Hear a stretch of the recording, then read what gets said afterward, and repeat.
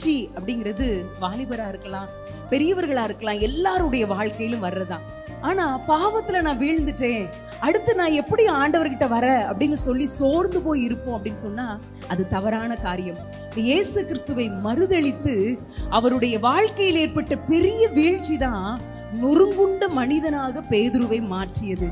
அந்த வீழ்ச்சியிலேயே இயேசு கிறிஸ்து அவரை விட்டுட்டாரா அப்படின்னு கேட்டா இல்லவே இல்லை. உயிர் தெழுந்த போது பேதுருவையும் அழைத்து கொண்டு வாருங்கள் என்று சொல்லி சீஷர்களிடத்துல ஆண்டவர் சொல்றார், வாலிபராய் கூடியிருக்கிற நீங்கள் ஒருவேளை பாவத்துல வீழ்ச்சி அடைஞ்சிட்டேன், கிறிஸ்தவ பெற்றோரால் வளர்க்கப்பட்டிருக்கிற என்னுடைய பெயர்லாம் கிறிஸ்தவ பெயர் தான், ஆனா நான் பாவத்துல வீழ்ந்து வீழ்ந்து காணப்படுகிற ஒரு மகனா இருக்கிறேன்னு சொன்னீங்கன்னா இன்றைக்கு ஆண்டவர் ஒரு நல்ல செய்தியை உங்களுக்கு சொல்லுகிறார். உங்களுடைய வீழ்ச்சி தான் உங்களை நொறுங்குண்ட மனிதனாக மாற்றும்.